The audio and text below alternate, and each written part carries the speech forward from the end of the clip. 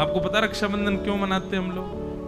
भगवान बामन बनकर के जब बलि के यहां गए तो 3 पग जमीन का वरदान मांगा और 3 पग जमीन का वरदान देते ही भगवान विराट हो गए। 2 पग से तीनों लोक नाप लिए ठाकुर जी ने। तीसरा पग देने के लिए बलि के पास कुछ नहीं बचा तो बलि ने अपना सिर आगे किया कि तीसरा पग यहां रखो। तो ठाकुर जी इतने प्रसन्न हो गए बलि से, बोले वरदान मांगो, क्या चाहिए? तो बलि ने माना जो मांगूंगा सो दोगे? बोले हाँ देंगे। बोले मैं जब जब अपने महल में अंदर जाऊं और जब जब महल से बाहर आऊं तब तब आप मुझको दिखो प्रत्यक्ष।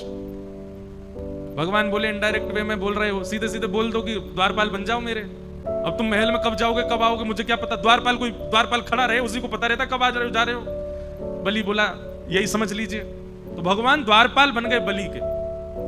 अब जब बलि के द्वारपाल ठाकुर जी बने, लक्ष्मी जी को बहुत विरह हो गया। ठाकुर जी आ ही नहीं रहे, बलि के यहां पर द्वारपाल बन के खड़े हैं। लक्ष्मी जी ने आकर के भगवान से कहा चलो। बोले मैं नहीं जा सकता, अहम भक्त पराधीनम। स्पष्ट शब्द है भागवत में। ठाकुर जी कह रहे हैं पूरा विश्व मेरे पर अधीन है पर मैं अपने भक्त के अधीन हूं, मैं कुछ नहीं कर सकता यदि भक्त को मैंने वचन दे दिया तो। लक्ष्मी जी बोली आप वैकुंठ नहीं चलोगे? बोले नहीं चलेंगे, जब तक बलि नहीं कहेगा तब तक नहीं जा सकते। तब लक्ष्मी जी ने योजना बनाई और एक दीन सी कन्या बन करके लक्ष्मी जी भीतर गई। राजा बलि के पास पहुंची तो बलि ने कहा आइए क्या सेवा करूं? तब लक्ष्मी जी बोली कि मेरे कोई भाई नहीं है और मैंने जब से आपको देखा है तब से आपको ही अपना भाई स्वरूप माना है। बलि बड़ा प्रसन्न हुआ, बोले आप भाई मानती हैं तो बहुत अच्छी बात है। लक्ष्मी जी बोली लेकिन ये संबंध हमेशा के लिए हो जाए इसके लिए कुछ क्रिया होनी चाहिए। बोले क्या? बोले मेरी रक्षा की जिम्मेवारी आप लो, आपकी रक्षा की जिम्मेवारी मैं लूं, दोनों बहन भाई की रक्षा की जिम्मेवारी बहन भाई लेवे, तब मानेंगे कि संबंध हमारा सुदृढ़ होगा।